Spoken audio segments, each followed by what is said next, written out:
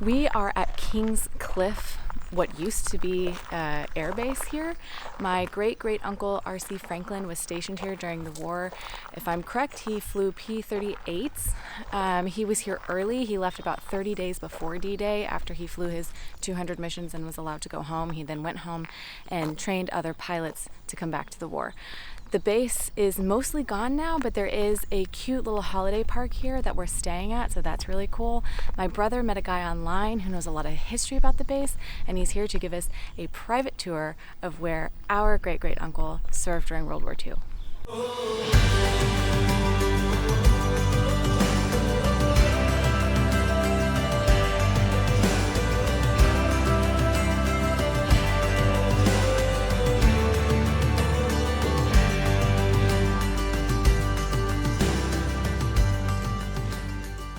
That is Glenn Miller in the hangar here.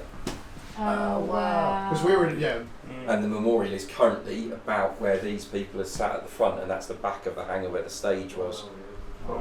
We built, the RAF was still here, but it was part of the process of expanding the airfield because the Americans were coming. It was built as an RAF base, and an RAF squadron would have had about 18 Spitfires, so that's what operated from here when the British were here. And then when it was given to the Americans, they extended the runways and built all of this maintenance area, because an American fighter group was the equivalent of 3 RAF squadrons. So you know, it makes sense. You're going to have nearly 60. And by the end of the war, they had about 80 Mustangs here, didn't they? Because towards the end of the war, they had more planes than they needed, because you know, just keep delivering them. So you can see this is another view. So there's the hangar. Right. We're here. That's the control tower. There. That is actually this. You can have this because this is exactly where your uncle would have been. Right. That's the squadron headquarters building for the 79. Oh, the 79. That was. Yeah, I figured you guys would have all that. Yeah, so that's still there, but in kind of Lego form, in that they knocked it down, but have left it. So no joke. So that's there. These are the fighter pens where they would have kept the planes, but they also, the Americans added all of these ones in, just because they had so many planes and stuff. So this is later, despite that being a Lightning. Right. It's Mustangs. This is 1945. Right. That's probably one of the photo reconnaissance ones. More known, you know, which squadron was in which section. Yeah, so this is the 79th. 79th's weird because they go all the way round. Okay. So that was all the 79th. The 55th and the 77th were quite contained. Right, on the other side. But the 79th ended up with this kind of... 55th had a long line, but there's only... The personal tour begins. We are on what is left of the old base. These are original roads that we're walking on. We have 3 guys with us who are all incredibly knowledgeable. They're going to show us everything they can. Through the fence, and we would hang around on here for summer days, all day, not knowing what it was really about. Right, yeah, just playing. And we knew it was an airfield. We knew it was an American airfield. But we didn't really. I lived on one as well. So that's a static fire pool, static pool. So it's just a square, concrete lined tank full of water. Fire or something, you whack a hose pipe and pump it out and whatever else. Or if it's VE day, you drive people in jeeps into it. That kind of thing. Or as you say, they made boats out of drop tanks and floated around. Uses. If they're ever used for fires, but they turned some of the drop tanks into hot rods. Oh really? They put engines in the back of them and put wheels on them and all sorts. Wow. that one, I've got a picture of one at Watts for a P-38 tank. You've got an engine on it. Yeah. What is this building is what was called a sleeping shelter.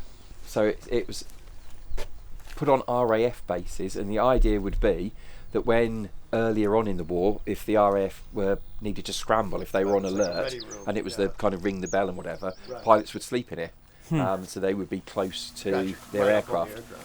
So it's obviously not bomb-proof, but it is shrapnel-proof, and there would be bunk beds inside, and that is where they'd sleep if they were on duty that night. This was a purpose-built version of it. I mean, this would never ever have been used for that. The only time it may have possibly been used for that was on D-Day itself, when the 20th flew, I think 9 missions, didn't they, over D-Day? Each of the squadrons flew 3 missions.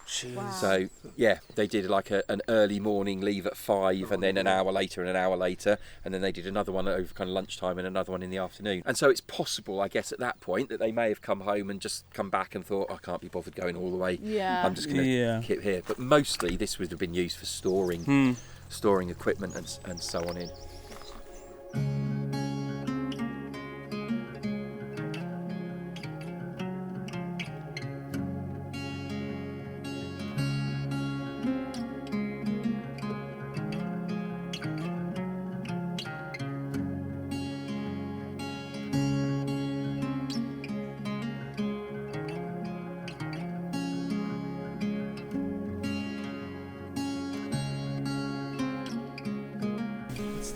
This is the back of a revetment. Absolutely. So you've got the middle bit is behind this and the 2 sides. Wow. And then this one is built to be defended. Yeah. So the idea is northwest. Yeah. So inside, you've got the covered section behind the back wall of this that you can go in and see. This is just open behind, but the idea was that if the airfield was attacked, you would be able to defend it from these. The next revetment round that side has also got this kind of wall at the back. That one, there's 3 of them. That one hasn't because it's further a little in. bit more shit. You wouldn't have been there. So if you want to go into this one, absolutely. It's probably easier to look into the next one in terms of what's in there. But as I say, So is the original line open topped here? Or Yes. Is it, yeah. and then if you go further back, it takes you into the actual revetment. Oh, wow, yeah. Oh my God, this is way more than I thought they would be. I thought these were just mounds.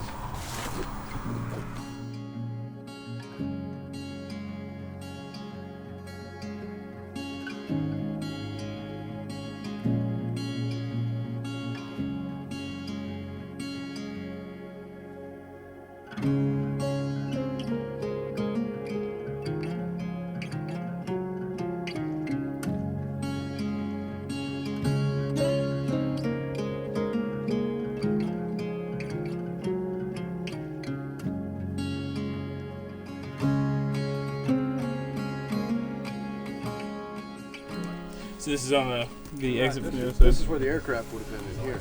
Oh. So.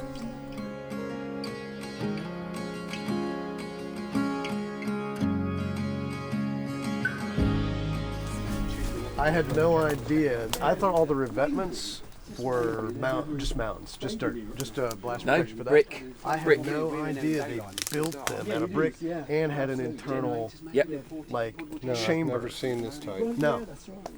This reminds the Russian ones in Afghanistan were kind of done like this, but still 90% of them were just mounds. There was nothing internal. So We don't build them facing like that this anyway. way. Right, it's just Yes, facing this out. one faces out that So way. your aircraft is here. But this would have been a single aircraft? Yes, but you could probably end up squeezing. Right, because I saw that other picture it had like an upright, right? Yeah, this will be the middle wall. There'll be one plane this side and one the other. Right, here we go. These are all available on the website if you want to see. Right. No, I've So looked that through- plane, that photo is taken from just over there looking that way. Yeah. So that's the revetment at the back. Yeah. And another That's the building. squadron building, and then that's the sleeping shelter you've just been in the background. Yeah, It's all so the sleeping shelter's there. That's the squadron building for the 55th, which the base of it is all still there, but it's not. And this plane is parked just here in this revetment, and so the brick wall there is where this just goes round. Because he said that's what it. So the chap we had a chap come over But it's just gonna be 4 weeks ago, 5 weeks ago, whose uncle. Yeah, this is where his plane was. So yeah, that's where his It's amazing how much it's all overgrown. I'm so glad that we have people here who can tell us what was here and what it was like, and then show us pictures to kind of really visualize where we're standing and what it used to be like. I got you. So in the 50s and 60s, when they started building But they didn't take roads, the road they base. didn't need take that. all of the base from some of it, which That is makes why sense. it's just got trees on. Some of the bomber bases retopsoiled it, and you can only see the shape from the air. Right, and that's what These like. has just been left. It's too big. Okay, I too couldn't big a tell job. because that was some of the ones we'd looked at the other day were like that, where it was. We can see it and I'm like, is the ground just not as good? Is it just too mixed in with rocks? But they don't plow it. They don't use that. They don't use these.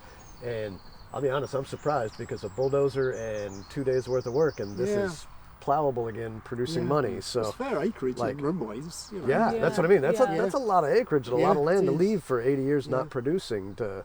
As the farmer, right? Like I like the history. I wouldn't touch Thank you any for of not it. Yeah, touching well, it. yeah. But it's amazing that it survived. I guess We're we got lucky the enough. control tower's still there. To be Yes, honest. A lot of yeah. them knocked them down. Yeah. Is it really? Yeah, it's still It's there. a lot of people, Extreme. because a lot of enthusiasts go everywhere. They Yeah. don't care Yeah. about anything, so they go and they Flat. desecrate the Decimate. land, if you like, take dogs True. with them, leave rubbish. So the farmer thinks, I'm going to do away with this, so he knocks Right, it down. yeah, Right. that makes Well, sense. And then Somebody's there's gonna the get claims thing. Yeah. Someone walked in the control tower. Right. and a brick Somebody gets farmer. hurt, and Yeah, you're going to get a claim against them Yeah, we because did a it's. little The bit. local bomber base, Deanthorpe, they had their.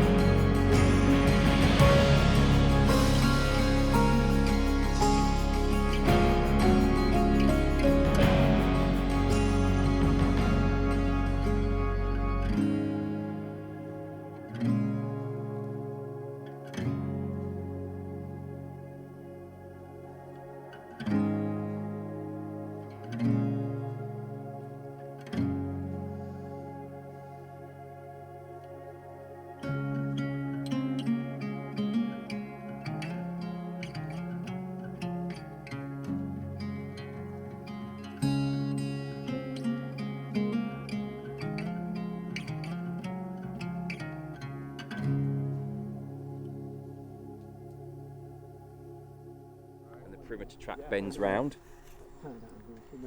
So this is the taxiway Yep. right here. And that one, And they took out most of it or all yeah, of it? and that one there, that coming towards us, is directly ahead, and that's coming out from those three revetments where we've just been. Right.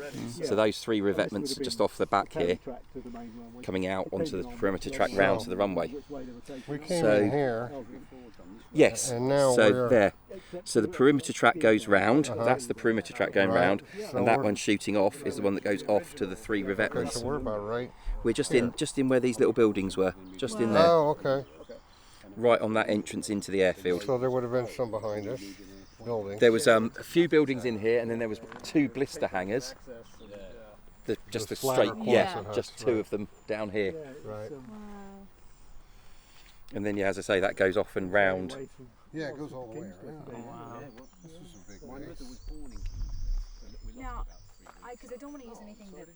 And this all would have been open buildings here, or. This is the airfield itself, so that's Oh, just all okay. open now. Okay. And all the other stuff is on the outside of the perimeter. So this would be the big concrete 50-foot wide Yes. perimeter Okay. track. We don't normally do tours in the summer because it's all so overgrown. So it's quite strange trying to get your bearings. It's the pillbox. And so what you would be able to see if the grass wasn't so tall, it's like a mushroom. So that's like the top, and it's got a brick support in the middle, and then brick all the way round as well. So there's a kind of a gap about that big, goes all the way round. Another one on the hedge, right? There's one on the hedge, that one there, and then two more further up. And inside there's a stainless steel rail that runs around the inside, which you would clamp a machine gun mount on. So you could shoot outwards and inwards, depending on what was going on.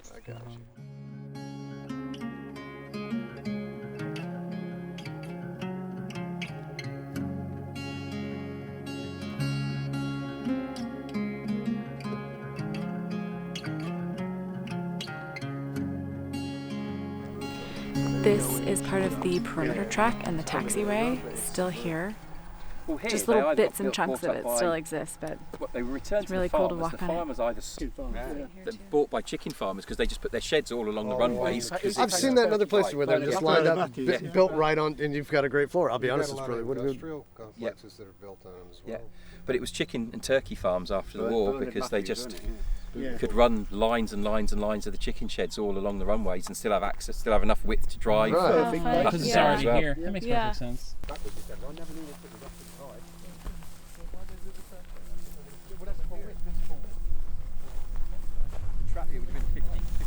So that's the main runway I was going that to say you've just that walked as across. as I know it got thick right in Yeah, there. so straight across. Oh, That's okay. the main All runway. right. All the way down and straight across. When the RAF were here, this is where it ended. Okay. So we're here, I was gonna say, yeah, that- and then that's the That line extension. where the trees are that's the that The outer ex- road and Yes. that No, that's just the edge. So just the the perimeter track perimeter, stayed yeah. the same. perimeter track's still here. Okay. Yeah. Wow. Okay. But Pull they up the- extended the runway out. I've been pulling up the In the map as we've 50s? been walking. No, just in to the look. war, in January Yeah, they wanted 1943. more for them. Right. The reason Kings Cliffe, the main reason it wasn't used after the war, they had to get rid of lots of the airfields. They didn't Right. need 900. Yeah, yeah. But Kings Cliffe, the end of that runway, when you go past that hedge, it then goes downhill quite quickly, Oh. and so they No couldn't overrun. extend the runway anymore. And so when they were looking for airfields to keep to use with jets, they wanted ones where they could add considerable you need length more. onto the That's runway. straight. And There's so nothing there, is there? no, no. And there's lots of photos of Mustangs in the field at the end Oh, of this. God. Oh, is there? Because Missed the takeoff. yeah, in towards the end of 1944 and beginning of 1945, I'm not sure if John would know, there was something to do with the reduction gear in the propeller. There was a fault in some of them, which meant that when they went to take off, they couldn't change the pitch or something, I think it was. And so they would come whizzing down the runway and straight off the edge and go skidding down the field. Oh, So there's man. lots and lots of photos of where you go Mustangs look kind of for skew Skew whiff and with field. interesting skid marks coming back. Jeez. That's where you go. One of them flipped upside down, and the pilot was all right. He managed to think very, very quickly when he went off the end of the runway and jettisoned the fuel tanks that were full. So Yeah. he dumped those before it Yeah. flipped over. Wow. So I don't think I don't think there's any records of any of the pilots being killed in these. But as I say, there's quite a few photos of saying that's kind of skew with angles Wow. and You thought he was wheels going to take missing. off in the ditch you were. Low level. The 9th was tactical air force, so it was carrying out. Passed them down to them and filled. And what they were had then they lost. went to France Yeah. and they were carrying out low level Yeah. kind of so interdiction that's raids why and they stuff, gave which them is why away. they gave So, them all the okay, that makes P-38s. sense. Yeah, they didn't Yeah. give them to other units doing Doing the higher. same No, mission. they took them away and gave them to the 9th. Because I know the one RC flew ended up getting shot down in France, but I'll have to look into that unit more to find out. Yeah, all of the 20th ones went to 9th Air Force groups, didn't they? And then I think so, kind yeah. of Pete Randall would be able to tell you Yeah, he would. what happened to every single one of them. But Yeah. we They used to kind of- freeze up in Europe, didn't they? Yeah. The coolant used to They're freeze. cold. That's why they hated them. They'd have to lift them out, wouldn't they? Sometimes long missions, the pilots would come back and the ground crew would have to kind of physically Really? pick them Lift out them of out, the yeah. cockpit, and Yeah. Oh, man. that they were so cold.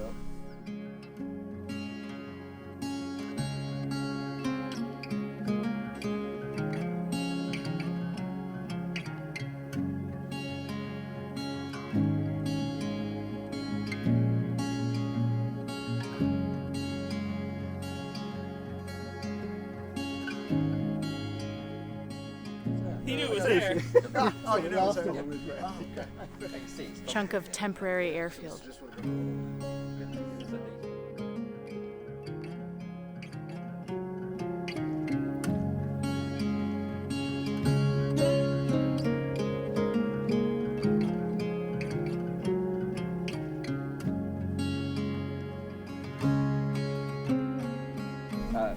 Legs. And then it's all underground. The rest of it's all underground. And the idea behind this was that if the airfield was attacked, the control tower would be hopeless for defence because it's got giant yeah, open right, you're windows. gonna get strafed. and That's absolutely. where they're going, right? And so here, again, it's very hard to tell. You would have been able to see right across the entire airfield from here. None of these hedges and stuff would be Especially there. standing on top Yeah. of it. Yeah. And so it's connected by telephone lines to all of the other pillboxes, to all the other defensive points. And so people would be able to go into this, look through the little viewing slot and organise the defence of the airfield from here. Okay. again, really quite pointless by the time they put it here. You know, Right, it's not going to happen. It's a But detail I've never read about because it's on you a, don't think it's on the standard plan for an airfield. So There here's it your goes. one. Yeah. In the field end, of fire, but yeah, if you're worried about guys coming up on the ground here. but then this wouldn't have been used to fire from. This was only used to command it. There's a pillbox just down here, which we can go and see in a second. And it was a command post or a command center post for if like the airfield was attacked. for like ground defense, like the.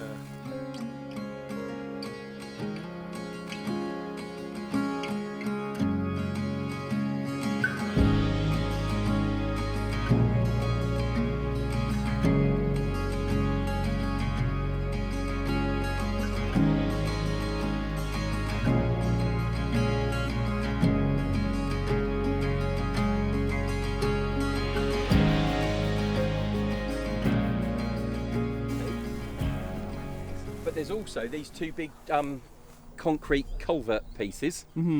That one is empty and drops down. The one next to it, which you can just see, and if you want to wade through the nettles, be my guest, has got a big metal mounting for a 50 cal air-cooled machine gun.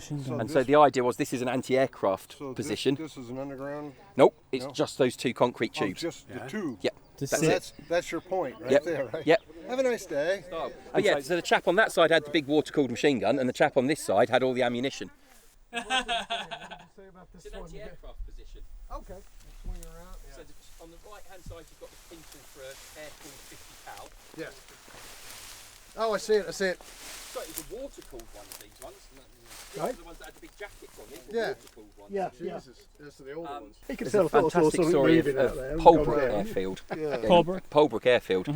One of the pilots there had gone into Peterborough one evening for a few drinks and was on his way back and was going to miss curfew, and if he missed curfew he was absolutely for it. And so he got to a village called Lutton, which is between Peterborough and Polbrook, and he spotted a bike leaning up against the wall in the village, so he stole the bike and rode it back and made curfew by about 5 minutes and so on, and he was fine. And he survived his tour and he went back to America and he became quite a successful dentist. But this always nagged him, this thing that he'd nicked this child's bike. And so in, I think it was about 1992, 93, sometime around then, he came back and he bought every child in the village of Lutton a bike. He came back and all the villagers, he had a bike for every single one of them to make up for having stolen one of their bikes, or one of their grandparents' bikes, all those years before. Wow.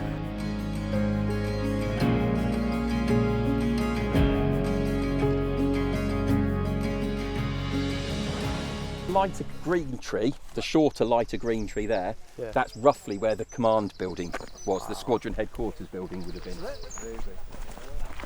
Where were the living areas and other All over in the woods opposite where we came out of the holiday park. Right. The woods on the other On the side other of the side. I road. knew that was another area, but I wasn't Yeah. sure if that was the main That was where living all area. the dispersed sites were. Okay.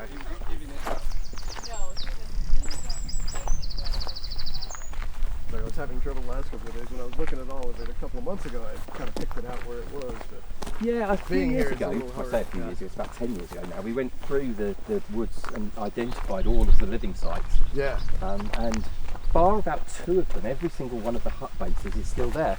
So they levelled the buildings but left the bases. interesting. Which is interesting again, because there's a section that was when the RAF built it was for WAFs, for the female RAF officers. And you can tell it's the female one because in the corner of each of their huts is a drain pipe, because the WAF living quarters had to have toilets inside their blocks so the women didn't have to venture out at night. Yeah. Whereas all the other living quarters had separate latrine blocks. Walk out to it. So the female, when they built up the RAF, there would have been women Yep. here.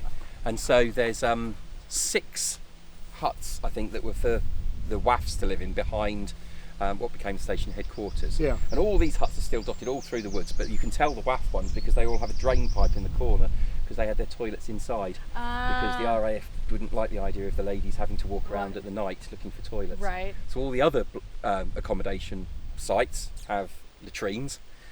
So the men happy to wander through the night to find them, but not the ladies. They The all have ladies their have own their own. toilet in their huts. Somewhere, I think my Aunt Tammy has it, but my great great aunt was in the Army, and there's a photo of her with her other gals all pants down on the latrine having a laugh about something, and it just cracks me up that this is like one of 3 photos that we have from her whole service. Because I was putting things down to try to get. I was thinking it was a. Well, it's not exploded, so that's positive. Good. It ain't. It's a break. Did it Yeah, break? no, it's a shock and a spring. It is. That's exactly what it is. Yeah. That's the top part. Well, it's not the kind of spring you're thinking. It's definitely not Olin's. No. It's not a spring because there's no spring in here. Agriculture, but This part is hydraulic, yeah. but it's not a spring. But they don't put steel in aircraft, so it's got to be a No, it tractor ain't. part. Yeah, it's probably a truck. Tractor. What do you know? Oh, it could be a truck. Well, I'm Only No, I don't 30 know years nothing. of working on planes. Nah, nothing It's like too that. small. Hold on. Let me give Because it almost looks like a This break. is what it is. You know, the reservoir in the old Well, car. I'm taking the reservoir, the hydraulic But shock. it does look like a shock too. That's what it is. So these are more we of the go. revetments. Yeah. So these are the revetments now that Wow. with the 77. And actually, if you just go back a bit, this is how.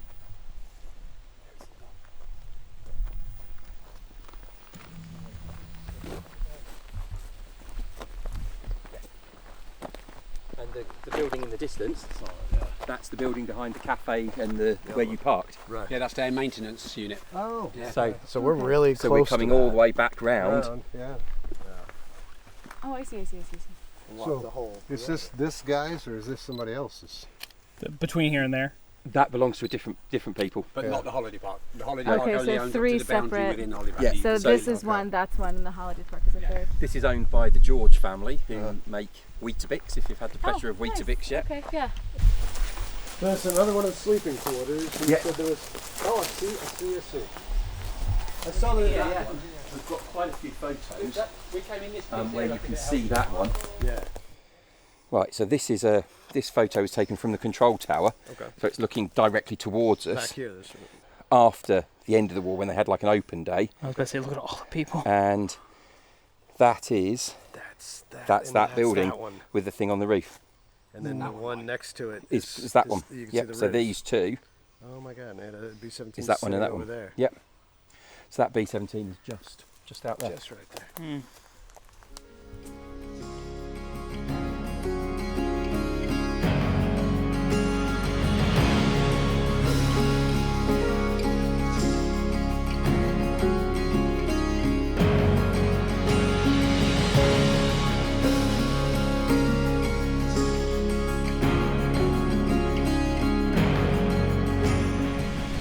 And what's that? That's the control tower. That's the control tower. Oh. It's like a Microsoft Office screensaver.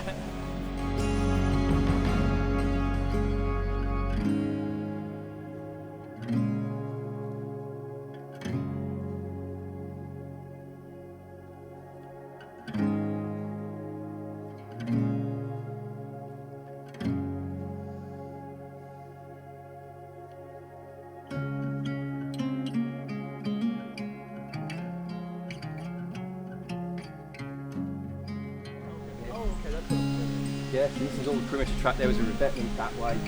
The other brick buildings that we were just at, kind of off in the woods, that's the 79th fighter group that our Uncle RC was part of. So it was kind of cool to get to see his section of the base, which is passing the control tower. I think that's where we're headed next. Yeah, that's the telephone exchange. Okay. That would have been linked in. Yeah. Not only internally but externally here, right? Like. Yes, I would imagine so. Yeah. Yeah. Yeah, it's a good time of day to get the brickwork things out. So the telephone people would have to run stuff over to. Well, it's more like communications like center. Oh, okay. Yeah, it's just the whole different. Well, they'd have been unplugging, wouldn't they? And Yeah, plugging they the would, yeah. phone lines in. Yeah. And that's what this little building Yeah. was here? Telephone, yeah. This has been awesome. The fun part is that there's 3 very knowledgeable guys, and I'm trying to run around and catch audio of everything they're saying. But just know, I'm doing my best, but there's a good chance we are getting 3 times the information you guys are going to get because I just don't have enough mics to go around. But these guys are super great, and we're having a crazy fun time, especially just out here honestly, just hiking around in the wilderness or in the countryside for me is also a treat.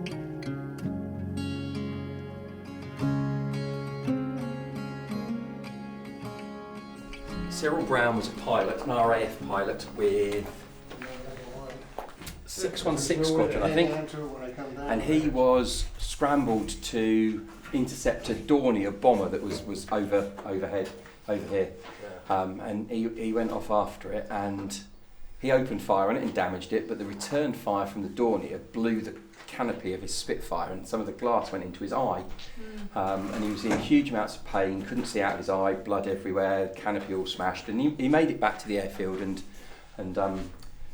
landed and taxied the plane over, and he got out of the plane and he came all the way up here to report in.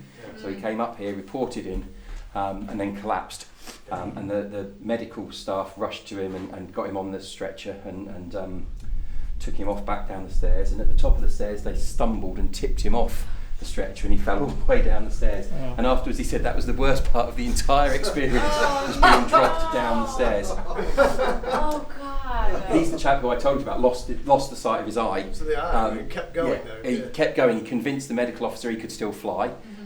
He immediately was given the nickname Cyclops because he had a glass eye, but continued to fly through the war. At the end of the war, went on to fly Vulcan bombers, the nuclear bombers, and command a squadron of those, and he was able to do all of this. And said, I think the funny part is one of the officers who served with him said that whenever he came onto the airfield in his car, he always hit the curb in his car because he had no depth perception. So he'd always park his car and run into the curb at the front. So he couldn't park his car, but he could fly nuclear-armed Vulcan bombers. Yeah, you can take a nuke. But Absolutely, yeah. Don't Off you give them go. your Volvo. But the car at the end of But the the car. curb, that is to be 100% believable in the way that it works. Basically, all the trees. Did the RAF build this, or was this built? No, it was the the tower RAF. was RAF. Yep, Okay. yep. The RAF built this. It was a night fighter station, and so the weird feature about it is that obviously at night when it was being used, this would still be a hub with all the radios and everything else. And so on here you can see running around little wooden pegs and the mark all the way round. That was the curtain rail.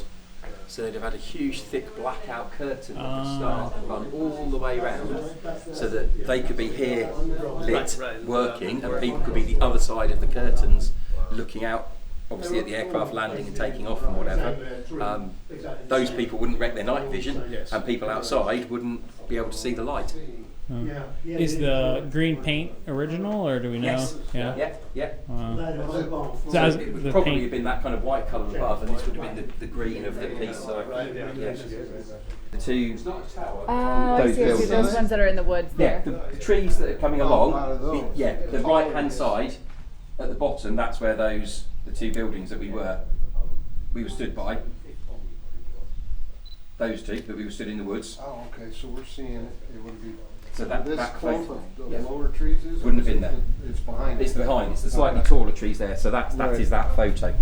There is a ladder inside. I think some hunters decided this would be a great deer blind, which I think they're 100% correct. But we are now on top of the tower. I've never tried it in this camera real quick. Just give you all a quick spin around.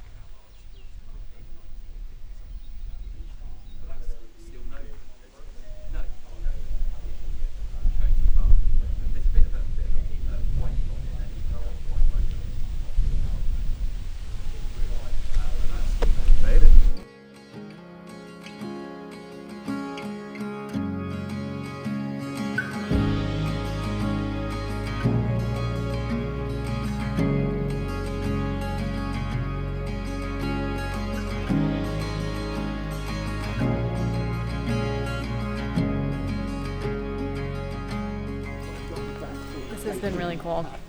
We took some pictures, and I'm gonna cry. Andy turned and looked at me and he said, "We did it." And we did. We made it. Our grandma would be so happy to know that we had come and like traced this little bit of family history down. It was her uncle, and she told me that her biggest memory of him was he would call and let all the kids know that he was coming, and then he would buzz their houses and just skim the rooftops coming down their street. How cool to be here.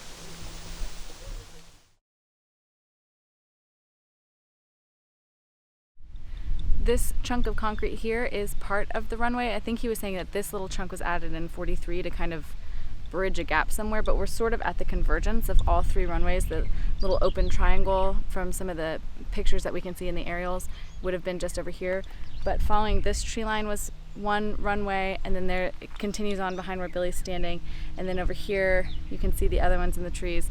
It's just so cool to get to walk it, and bits and pieces of it are still here, but having the trees as a guideline is really, really helpful, because they were saying they took all of the top bits of the runway and crumbled it all up and made it into roadways, but all of the heavy base is all still under that, which is why they don't plow it. It's where all the trees are growing. So if you're here and you can spot these weird, you see them on Google Maps all the time, you can kind of see it in Google Maps, these straight, perfect lines of trees.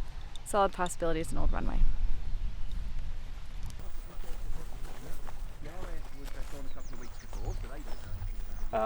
The other one runs there, so we're stood. This is right on the intersection of the two shorter runways.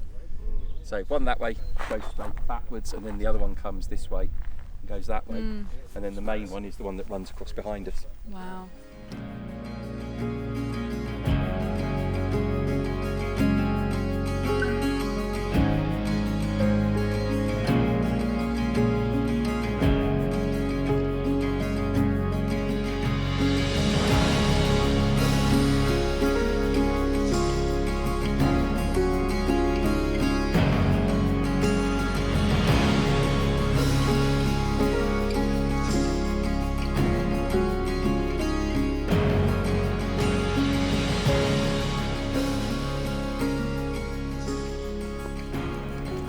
For one final piece of RAF Kings Cliffe history, this is the spot where Glenn Miller gave his last hangar performance with his orchestra before his plane went missing later in the year 1944. We are standing on the pad of the main hangar here at RAF Kings Cliffe, and it's just one more piece of the puzzle for the story that this base has to tell. There's tons of information available online about this base. If you're interested in it, please contact the guys here, come out for a tour. I'll link their websites in the description below. They love talking about this place. They want to share its history. They love being able to share it with other people. So if you're interested, please check out RAF Kings Cliffe. Come for a tour.